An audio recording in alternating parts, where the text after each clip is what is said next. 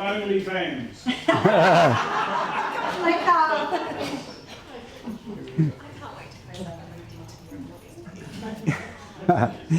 Thank you. We all can probably guess what this slide's about. It's when the stuff hits the fan. And I've been told that in Australia I don't have to call it stuff, but I'm not quite that comfortable yet.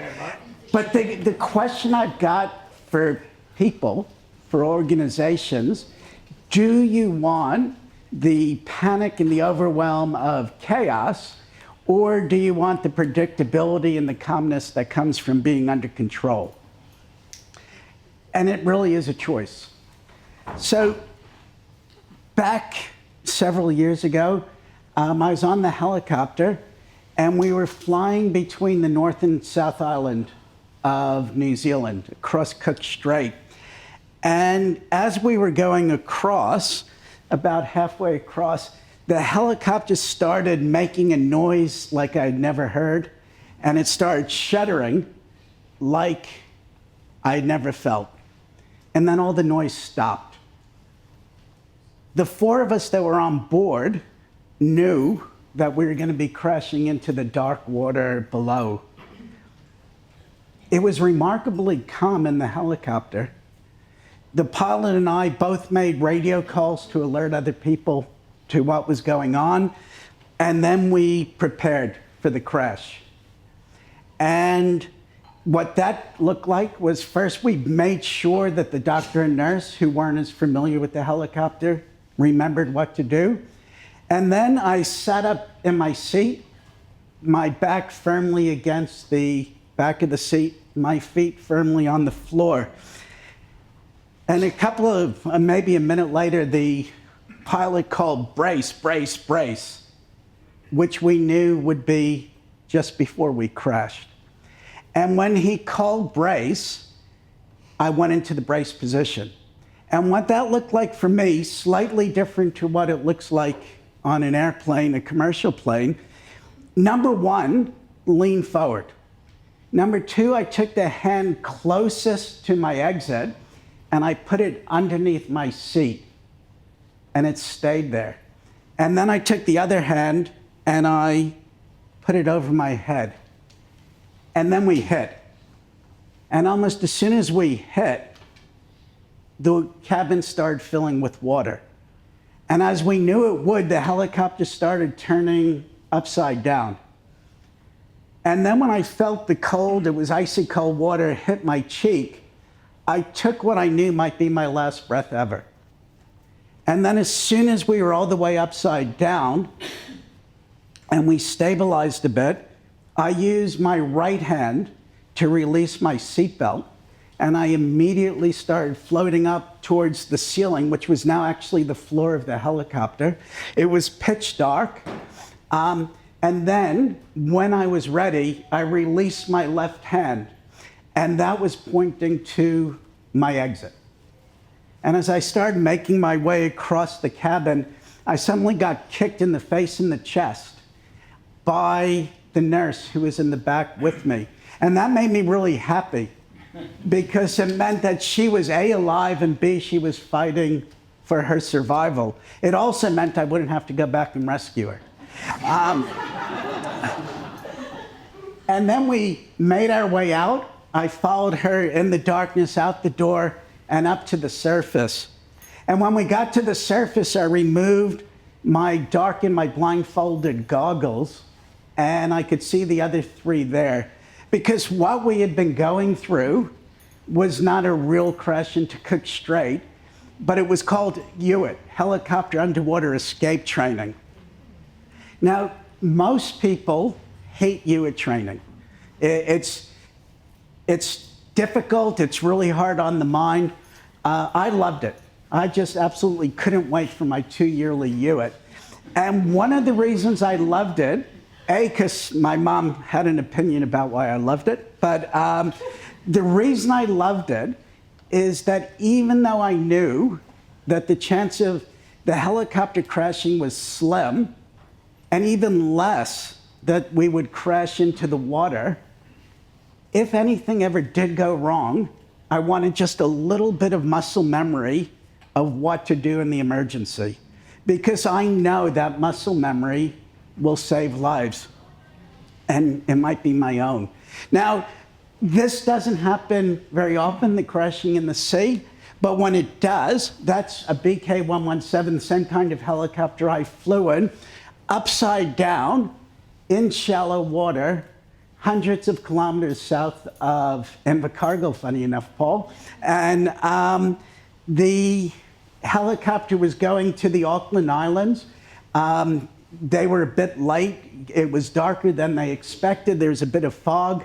They ended up crashing and turning upside down in the sea. There were 3 people on board. 2 of them got out, 1 of them didn't. But one of the others was able to go back and save the one still in there. And they're all mates. They all credited the UA training with knowing what to do on the day. So for me, being prepared is essential. And it was just part of my everyday life for all the years on the helicopter. As Sharon mentioned, I saved my first life when I was 13. I've been a volunteer firefighter. I've been around this stuff all my life, and it really makes a difference. Now, this was a very clever AI slide to tell you to get all your phones out so I could do a bit of a survey, but due to a technical hitch, which doesn't disturb me, I've just raise of hands. I just want to understand who's in the room. So how many of you, like me, work by yourself? Let's say 1 to 3 people. Okay, and how many of you are in a typical, well, I might not be typical, but what I call a SME, between 4 and 20 people? And who's in an organization with more than 20 people? All the Westpac people. So and if we got them out, the room would be not as full. No, so cool. So that was what I assumed, that the big mix of SMEs in the room. And then my second, and this was all going to be coming up nicely in nice charts, tell me what kinds of things could make your worst working day. Just a couple of examples. So when I talk about a worst working day, certainly on the helicopter would be crashing into the sea. But for one of my people in the 1 to 3 range, what could be a real bad day for you? Yeah. An urgency requirement that hijacks your day. Yep, so you think you're doing one thing and then all of a sudden you're doing something else. Thank you. Losing a key number of staff. Losing a key number of staff. For a very small business, losing one person could be the end of the business. Illness or injury to yourself. Sorry? Illness or Yeah, illness or injury to yourself. Certainly, as a speaker and running workshops, if I can't do this, my business is stuffed. And that's something I have to be aware of. And what Sharon was talking about, one of the ways I prepare is with good insurance, because my livelihood in paying, well, luckily I'm mortgage free, which takes a lot of the stress off now, but not having that stress is good, but also having the insurance so it could still pay the bills is even better. So our helicopter was same big W, different colors, where our red and yellow is a little bit different. But so that's me standing in the doorway. My favorite place in the world to be was hanging underneath the moving helicopter. What? My second favorite place to be was standing outside the moving helicopter. And a tied for first was jumping off the moving helicopter into the sea. I love doing that. But then I'm not doing that anymore. I haven't done that since 2016. So now my favorite place to be is taking the lessons from the helicopter and making them relevant to all of us. Because what I know is my being ready, being resilient, being able to show up day after day is totally reliant on the same things in this business that it was in that one. We have to identify risks. Then we have to prepare for the things that we've identified. Then we have to be able to respond to whatever goes wrong, the stuff hitting the fan. Then we need to recover, get back to either BAU, business as usual, or just a couple of days ago, February 22nd, was the anniversary of the Christchurch earthquakes, which were quite devastating in New Zealand. Recovery hasn't finished. Like here we are, that was in 2011, and here we are 14 years later, it's not done yet. So sometimes on the helicopter, recovery for us was as simple as refueling the helicopter and cleaning the helicopter and being ready for the next mission. That was one part of recovery. Another part might be the emotional stuff. When I wrote my book, the hardest part of writing the book was my editor who kept saying, "And how did that make you feel?" And I'm like, I had spent so many years just packing them away in the little shelf in the back of the head or in a little closet that I never really got caught up in the emotion. People say to me, "You must have seen some bad things." I saw things, because if you make them good or bad, then I wouldn't have been able to do the job.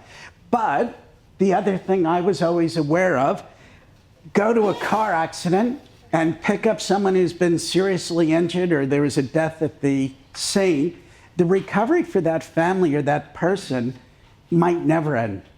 So recovery looks like different things depending what part you're playing in the situation. But in recovery, we have to recover. We have to find a way to move on. And then the last part is review.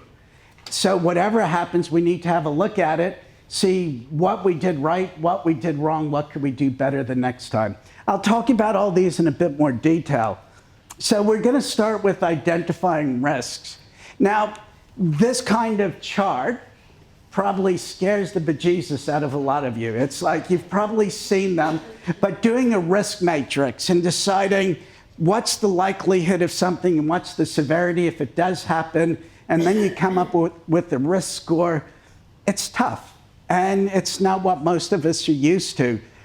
But if any of you have ever had a kid and you put a gate at the top of the stairs, or you put a cover on the plugs, or anything like that, you identified a risk, and then you took a step, you prepared for it. So we all do this stuff, but for us, this would be the three questions that I ask. So what event would make today my worst working day? And we heard three examples. So for me on the helicopter, it was I'd crash into the sea. What's the likelihood? Unlikely.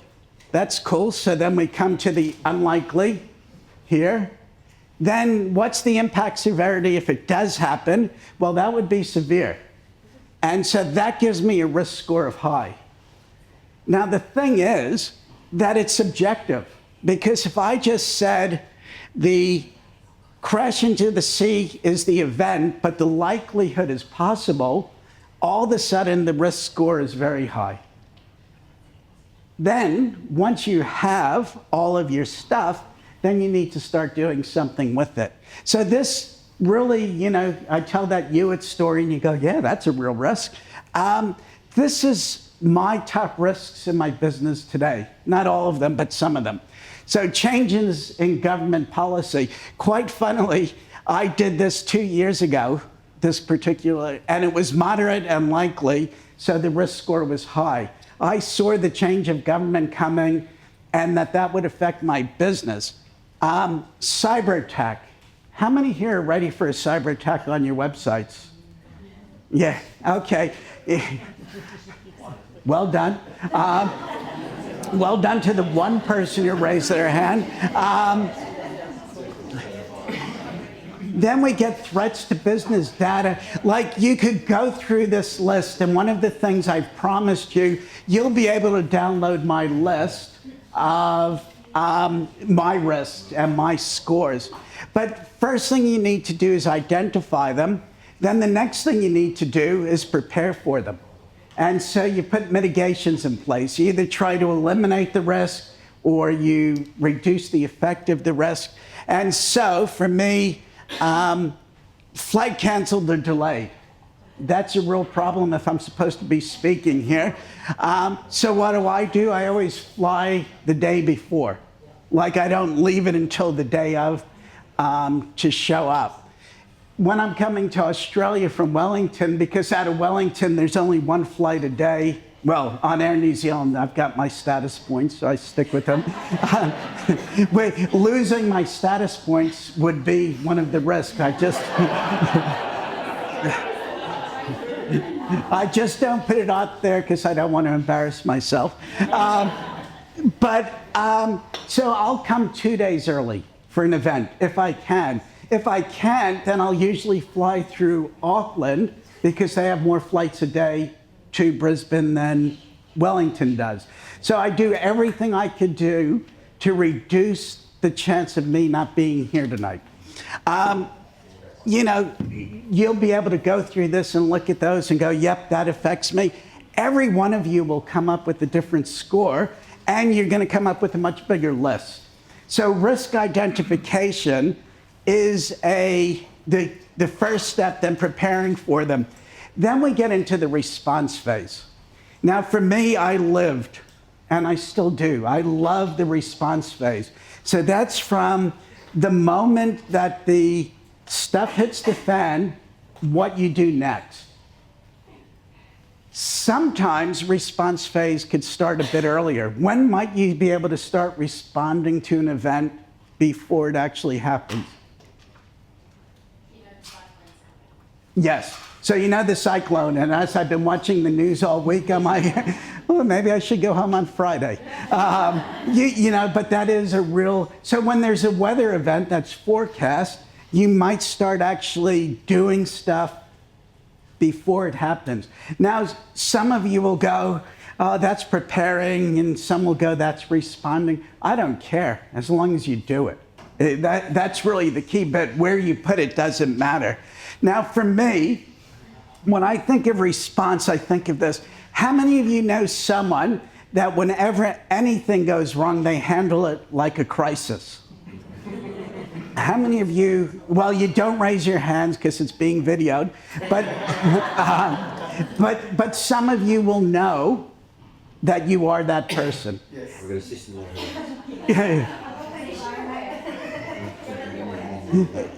Sister-in-law, that's probably far enough removed you could say that on a recording.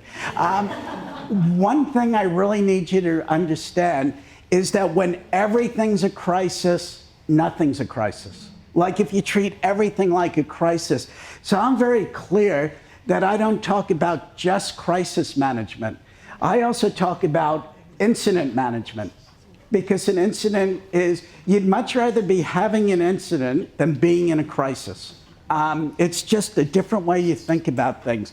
And when you're really lucky, you get to handle it as business as usual. So 3 quick examples. Helicopters landing, we see something wrong with the landing site. We would take back off, we'd find an alternate site. No one heard about it, the CEO never knew about it, it was just BAU. It was just something we did. Then you get an incident. So this was about 6 months ago, an Air New Zealand plane that landed with an engine on fire. Shut down on the runway. You could see here all the people have evacuated. Now this was an incident. No one got hurt. It disrupted the airport for a little while. With BAU, you can handle things with just your team. When you get to an incident, you need some outside help. It might be other teams in a bigger organization. It might be your contractor you have on call for IT, but you're bringing in other people to assist. So there's when I think about an incident. And then lastly, we have a crisis. Now, if you ever wonder why you need to wear your seatbelt until you get to a gate, look at that plane last week in Toronto.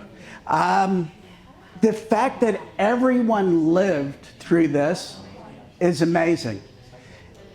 A crisis is, I would say, only 5 to 10% of the time, if that. It's probably less than 5%. A crisis is something that's going to cause you huge reputational risk, huge financial risk, or could put the business under. So your product kills someone, someone dies using it, that's a crisis.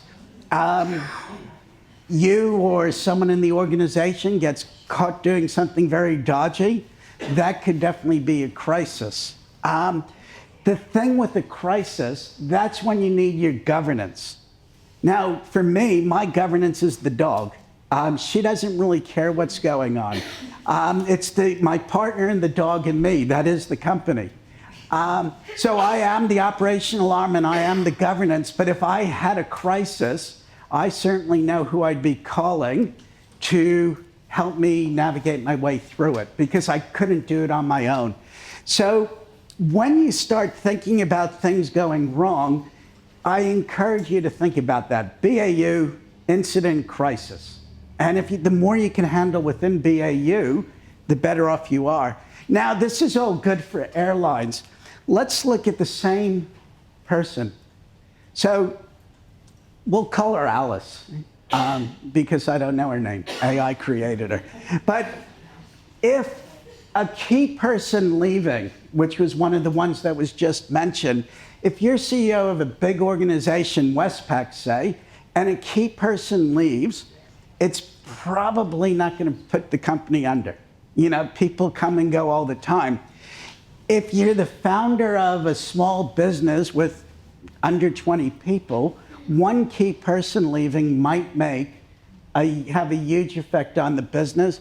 And if you're a single mom trying to negotiate having a child and running a business, well then one person leaving, if they're the only person working with you, could be hugely influential to the outcome. So the way you look at a BAU or an incident or crisis is different depending on your own circumstances. And I just really want you to be aware of that. Now, I'm going to do something. I did this, some of you would have done it with me back in December.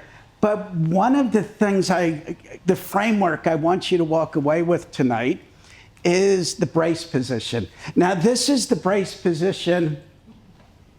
If you're flying on a commercial jet, it's coming down, both hands over. You put your head against the seat in front of you, and if you can't, then you put your head between your knees, kind of thing. That's what most of us would know as the brace position. One thing you'll never notice, or I notice some of you might, if you're near flight attendants on a commercial plane, when they're taking off for landing, most of them will either have their hands on their thighs or they'll be sitting on their hands. And that's for exactly what I was doing with my left hand. That's to know where the hand is and not be all out of control. Where you're sitting, what you're doing, your brace position as I go through this might be a little bit different. But what I'd like you all to do, I want to explain first what the acronym that I'm using, the brace position, stands for. So the B of brace is all about bracing. Well, this is all about bracing yourself for impact. You know something is going to go wrong. I just want to run through what I did when I told you about the Hewitt thing. So sitting up straight, that just gives stability. Feet planted on the floor, that gives me stability and also situational awareness. The leaning forward, that's just to protect my back. The most important thing I'm doing, in my mind, is that left hand, or the one closest to my exit. That is my situational awareness. So whether the helicopter was upright, upside down, we could see, we couldn't see, the situational awareness was absolutely important. And in your own business, situational awareness is key. If you don't understand what's going on, it's not going to work very well. And then the staying in that position, the other hand over your head is all about just protecting your head. Now, I've made this an acronym for what you could do in your own business, regardless of what size. So the B is about business as usual. So even if there's a crisis going on, you need to remember you've still got clients that you need to serve. So if everyone's focus goes on the crisis, and for those of you who's only one person, this gets really difficult because you've got to focus on the crisis, but you still need to worry about all the other clients. Because the truth is, your clients won't care that you've got a crisis if you're not delivering the widgets that they need. So you need to have a plan beforehand that if I'm all tied up with this, how are we going to still deliver our widgets, whatever we're doing? The R is about a rapid assessment. So something happens, you need to quickly do an assessment of what's going on. Now, even as a sole operator pretty much, what I know is I'm too close to the situation to do a good assessment. I need someone else I trust to help me do that rapid assessment and figure out how big this is and what's going on. So you do a rapid assessment, and then you need to activate the correct teams. So you've got a cyber event. Well, your correct team, if you're a small company, probably isn't in-house, but you better have an IT specialist on call. Someone gets caught doing something dodgy or someone's died using your product. When I work with corporates who, when I go in, their initial stance is usually, we've got this, we're ready. And I go, okay, show me your templated release just about someone dying from using your product. And they go, oh, well, we don't have one of those. Our comms team will be able to put it out really quickly. When the crisis hits is not the time to be coming up with new statements. So anyone I work with ends up with a folder worth of templates, which all goes back to that initial list of risks and a template for all the ones that they need. So you need to activate the correct teams, whatever that looks like in your business. The C is about communication. When there's an incident, when there's a crisis, you need to communicate like hell. Like, you need to over-communicate. You need to communicate with staff. You need to communicate with your clients. You need to communicate with your stakeholders. You need to be very careful in not saying no comment.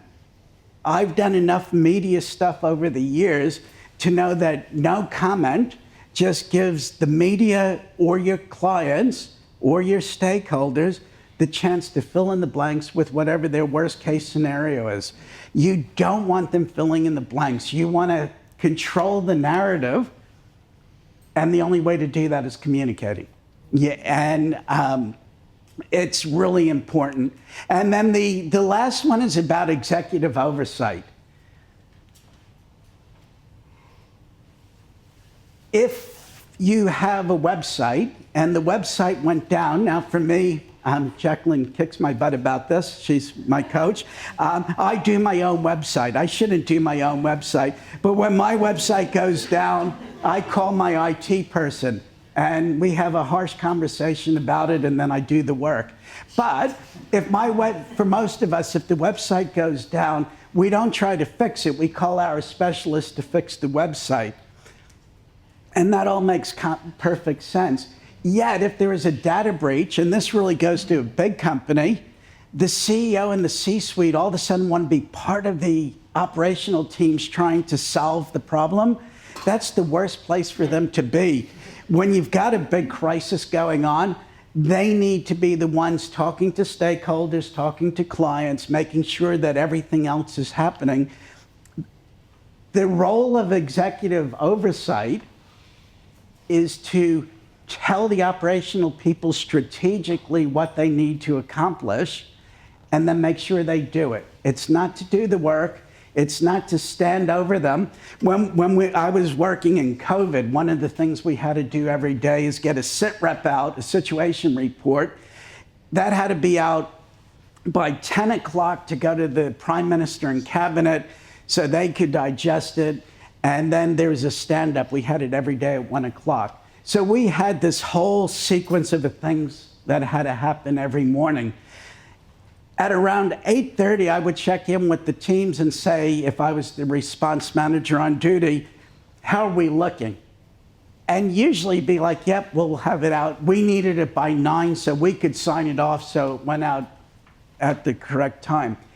Every once in a while, the answer was either bad or their faces tell me everything I needed to know. The worst thing I could have done is stand there and say, when are you going to be ready? You know this is important. You know, you don't need to put more pressure on people. You need to, my job, if I knew the sit rep was going to be late, was to make sure that we went out in an email to a big group of stakeholders and say, it's going to be late today. But the other thing we did, because we communicated well, is we made sure they knew that it's not late because there's a new outbreak and things are going to hell. There's a data issue or there's whatever is going on. But if we didn't tell them there was nothing to worry about, they would worry. And what I didn't need was the minister, the COVID minister's office ringing me and saying, what the hell's going on?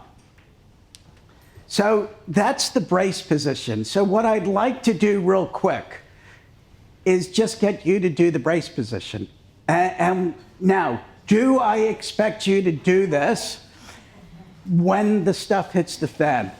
Probably not. And if you do it and you work in a big organization, people are going to think that you've lost the plot. But I want you to have just a little bit of muscle memory of what it's like to be ready for when the stuff hits the fan. So, sit up straight in your chairs. Now, feet firmly on the floor, and this is if you're able. If you're not physically able or you can't be bothered, that's fine. I've got the muscle memory. You're the ones who need it. Okay, so you're sitting straight. You've got your feet. So when I call brace, brace, brace, what I need you to do is to lean forward, put one hand either under the chair or sit on it, and then the other one over your head. So everyone willing to try this? Yeah. Okay, ready? Brace, brace, brace. Oh, most of you did. Okay, thank you. Give your neighbor a high five.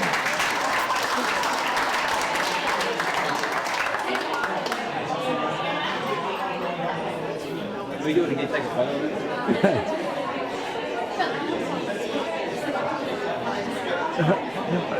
Save that for questions. Okay, everyone.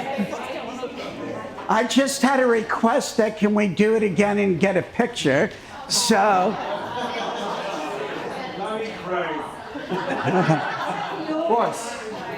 So, ready? Brace, brace, brace.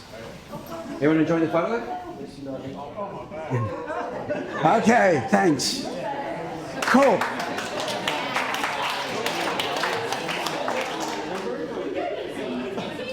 Now, I've only got 11 minutes, including question time, so I'm going to keep going.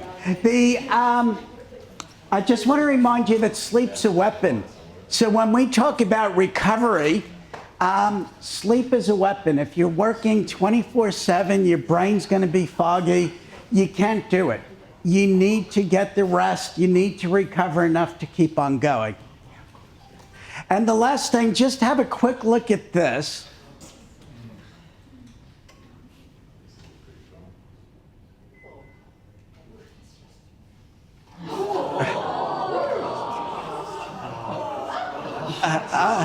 Okay, for the video. Now, I'll show it one more time. Here's a guy doing an adventure sport. He's trusting that everything's okay, and he goes off, Thanks, Bob.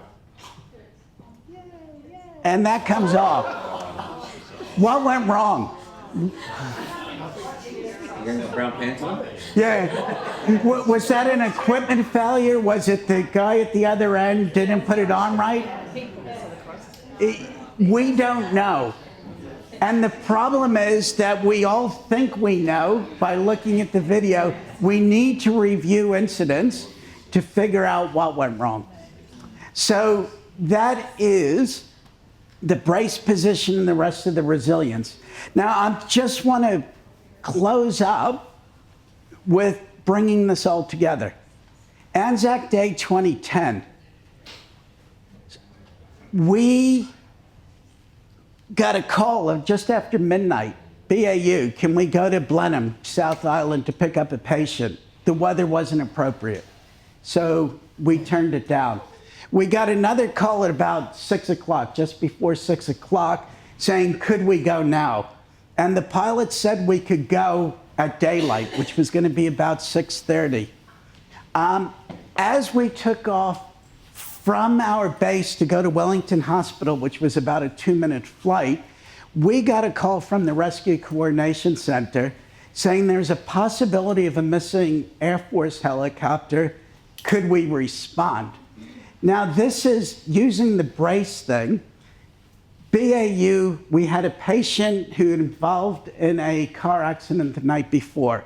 That was our BAU. We did a rapid assessment, the R. Now, the rapid assessment, a couple of things came up.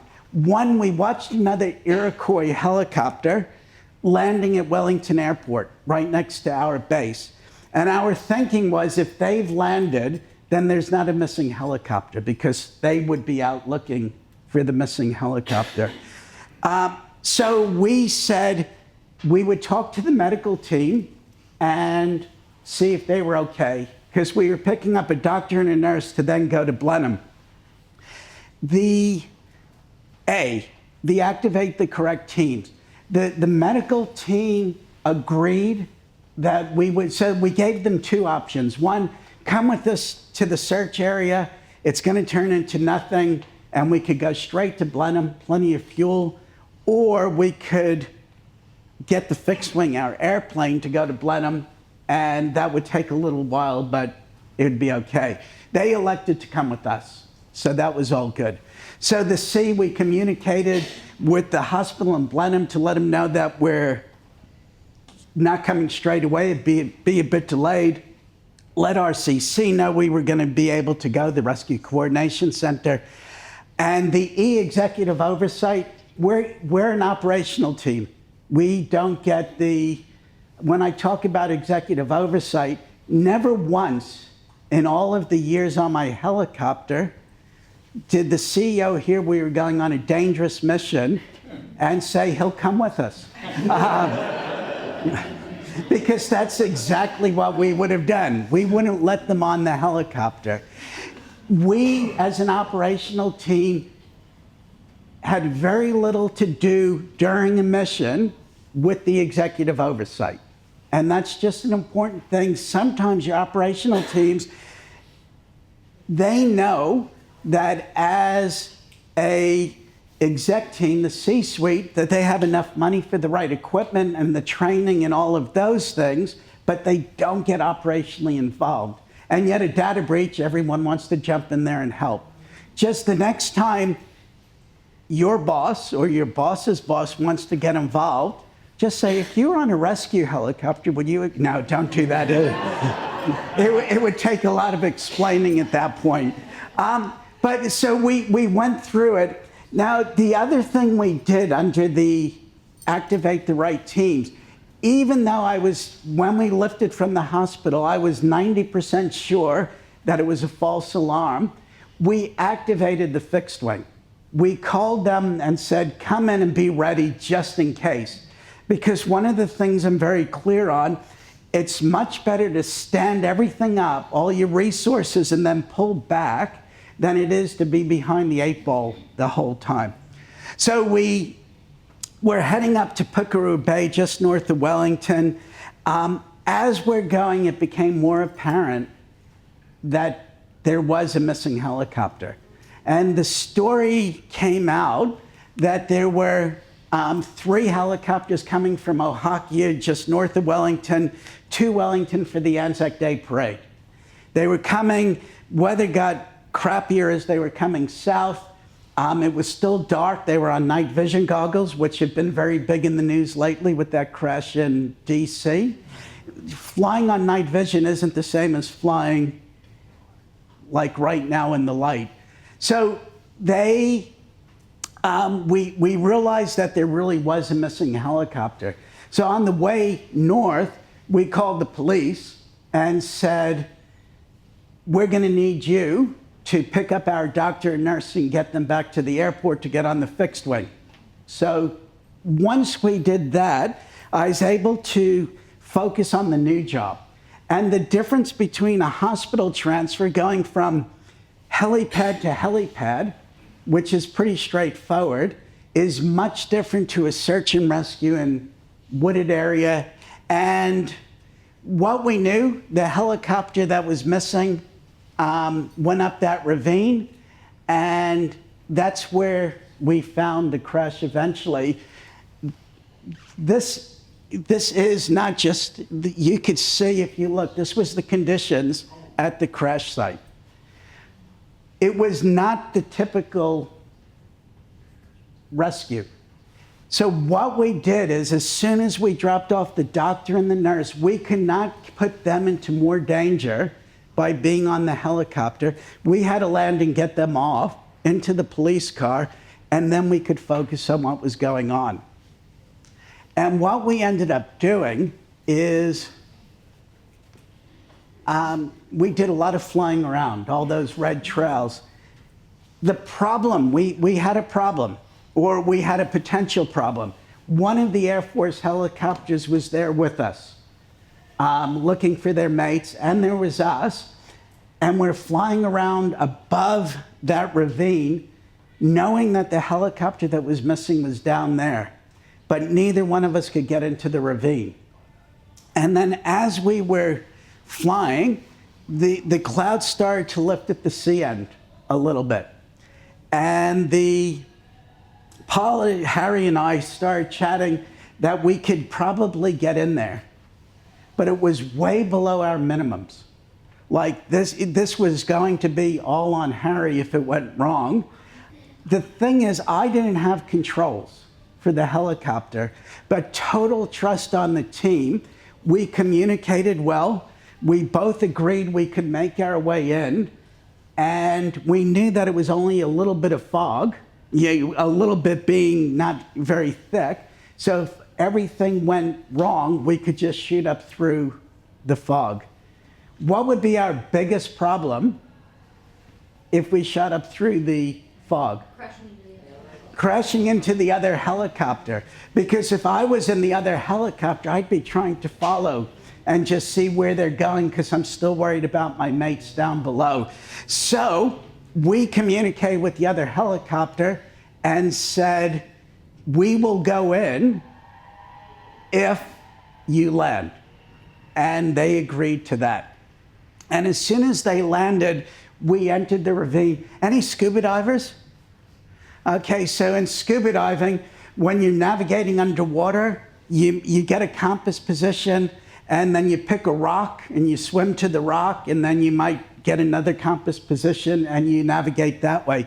We were going trees to trees because we were flying in there. It was the worst conditions I'd ever been in. What I knew absolutely was that if I wasn't comfortable going in there, Harry wouldn't have gone. We both had to agree, even though I didn't have the controls. So we went in. There's more to the story, and there's 2 chapters, I think, in my book, and I'll tell you about the book in a moment. But we went in, and this is what we eventually found. And it was a horrific scene. Like, that does not look like a helicopter. They hit the hill hard. 3 people, unfortunately, ended up dying, 3 of the crew. One of them survived, and we ended up rescuing him.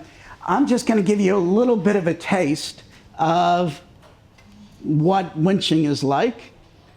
Forward one, and right one if you're happy. Yep. Okay, steady forward, steady right, hooks in hand. Good position there. That was my paramedic's worst day when his bag went rolling down the hill, but And I've got a thumbs up gently. He's under a bush before we come up, sorry. He's under a bush, so he's Do you want to snatch lift him? just up gently, take the weight. You're good. Weight coming on. I could show it to you afterwards. But what I want you to realize is I've got all the visibility down of what we're looking at. My pilot, Harry, couldn't see below. My job is communication, telling him which way to move the helicopter, left, right, up, down. We're in a tight area, so if I say go left 3, then he knows that I've cleared it, that we're not going to hit a tree, because that's the trust of knowing and all the training and all the other stuff. It was a horrific day. This all happened by 7:30. The rescue was over. Steve, this is the nicest photo, the least graphic one. He unfortunately, traumatic brain injury, one side of his body is completely rebuilt. I was chatting about mental health issues, survivor guilt like you wouldn't believe. He's back in New Zealand, but he was living in Cairns for about 10 years, mainly because his body, all the metal, couldn't handle cold weather. So he had to be somewhere hot. So on our worst days, things look different. Now for us, this was an incident. It wasn't even an incident, it was our BAU. The only reason it became an incident is because we broke so many flying rules under the fog, so we had to file a lot of reports. For the Air Force, it was a crisis. For Steve and his family, it was a crisis. Same incident, different results. So the choice is yours. Do you want chaos or do you want control? Now, one of the things I'm really aware of is my business today needs all the things I just talked about, and I wouldn't, as a small business owner, I wouldn't pay me to come and do it, because I'm not going to pay $1,000 or $2,000 or $5,000 to come and do it. So what do we, all the SME people, what do we do to get the same level of protection? And I've been really thinking about this for a long time. So in about 2.5 weeks, I'm launching a new website, which is basically going to have a resilience program for SMEs. And once that's launched, if you want to do it, it's going to give you like ChatGPT prompts that you could use to make your life easier, but it will walk you through the whole thing. The main thing is, if you like, scan the QR code. I'd love some feedback about tonight. On the QR code, it will take you somewhere where you could download a free e-copy of my book. And there's also a PDF with a lot of the assets from tonight. But for everyone who does go to the QR code, I'll email you when the site is up and running. And because you were here and I wasn't quite ready, this was supposed to be ready for tonight, what I'll do is I'll give you like a huge discount if you're at all interested. I would love you to get it because it's important. I really do believe passionately that we have insurance, as Sharon was talking about. We know there are risks, and if we're not prepared for them, when the stuff does hit the fan, we're going to be in trouble. And that's me. I've gone a little bit over time, but any questions before I finish up? Well, before you go, Yes. Thank you so much for that presentation, Dave. That was brilliant. Round of applause.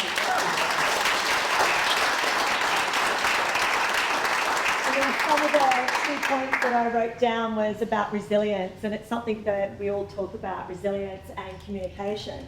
But it's all about the risk, prepare, response, recovery. It's so much of what we've got to do in business. I love the B.R.A.C.E. I love that. And I fly a lot. So my biggest challenge is flights being delayed, workshops and everything. So totally agree with that. Day before. So we're going to put it to the floor. Any questions for Dave? I think, Chris, you had one at the back? Yep. Yeah, I've got a question, Dave. That's Sure. A fantastic presentation. An easy question, please. Easy question. Let's everybody do B.R.A.C.E. Now, that was fantastic on helicopters. Now, we're all small businesses, like 1 to 3 or 4 to 20. What are the craziest things you have come across in your recent times where everything is crisis, and people go, yeah, it should be all right, mate, or everything actually it's a crisis, and or the other way around as well, where they go like, oh, it's really a crisis, but actually it's not.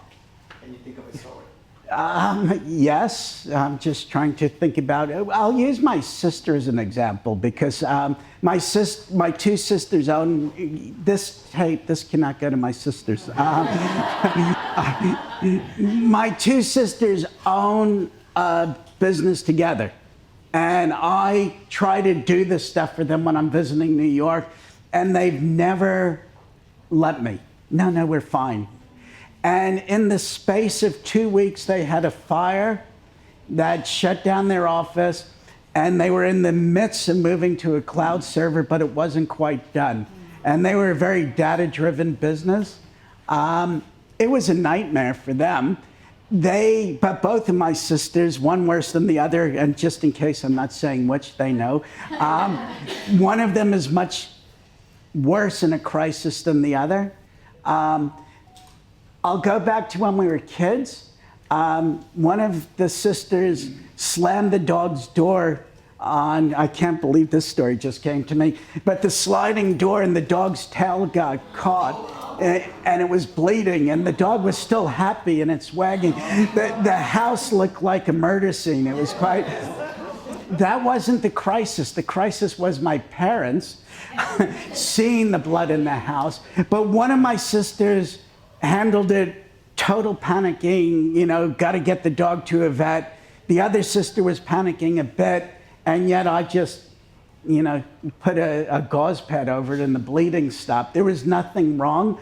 I look at crisis, I look at things differently. If someone collapsed in the room right now, we'd get the whole mix of emotions. Some people crazy, they wouldn't know where, if they try to call the emergency services, where we are, or what floor, or what room, and others would be really calm. So that's just so I don't break any business confidentialities. That's my answer to that one. Thank you. Yeah. Anybody else? Any other questions? Dave, what's your heart rate in a crisis? It's not bad. Every once in a while on the winch tapes, like the pilots name my dead giveaways, if my voice went a little bit squeaky, stuff was going wrong. But even worse, and this goes back to the communicate, when we were winching, doing that stuff with the winching, the worst thing the pilot could ever hear was silence. Because the silence meant things are so bad I can't describe it. So if we were going to be quiet, then I would say, everything's cool, we're in a good position, I'm going to shut up. And they would sit there happily, as opposed to just shutting up, which would really make them nervous. But my heart rate, yeah, I might have been in the casino the other day, and my heart rate doesn't go up and down whether I'm winning or losing. It's just kind of whatever. Yes? Did you see her at her as amazing as we look at here? I was having that chat with Matt earlier. So the question was, is Jacinda Ardern as amazing as people think she is? She's a lot more respected overseas than she is in New Zealand, which is a bit crazy. Some of my friends couldn't believe I was working for them. And my answer to them was always, this is a really bad thing. It's all unknown. And if the government was doing anything so bad that I didn't agree with it, I would quit, and I didn't quit. So people perceive, and this is around the world, that like the health departments gave a good option and a bad option. We gave 3 bad options and said pick the most palatable. Like, we never gave them a good and a bad because those didn't exist. So I think she's awesome. We got one more. Paul. Dave, a request and also, yes, a question. The request, I've seen your video of when you went down in the Cook Strait and the yacht was going down. I think you had about 8 or so yachties that you were bringing up. 9, but yeah. One fell back in. Are you So- able to retrieve that and show us that? Because that was amazing. So that's a request. The second is, and this is as your business development manager, a Patsy question. So how do you take what you did in those days and then apply it now to business these days? As I say, it is a Patsy question. It is. It's probably the hardest one of the night. In some ways, That's Paul for you. the truth is, I love the speaking and I love what I did on the helicopter, and I had to find a way to marry the two. And if I walked out of here tonight and y'all like my stories, that's great. But if someone was paying me to come and do this workshop, it isn't enough to have good stories. They have to be relevant to the audience. And one of the things you'll get on that QR code is the question, was it relevant? But what I know is that life is full of things that when you're here and you look here, they're the same. And I've just got a good imagination, so I can marry them up, the business to the helicopter. And I just have some cool stories to tell behind that. So now I've got a business development manager and a coach. There you go. I've got a team of 3. Have you got the videos? It's on my computer. Afterwards, I could set my computer up and do It it. really is amazing watching what happened. Cool. Thank you. Yes. Thank you, James. Thank you. Thank you so much. Yeah. Wow, that was brilliant.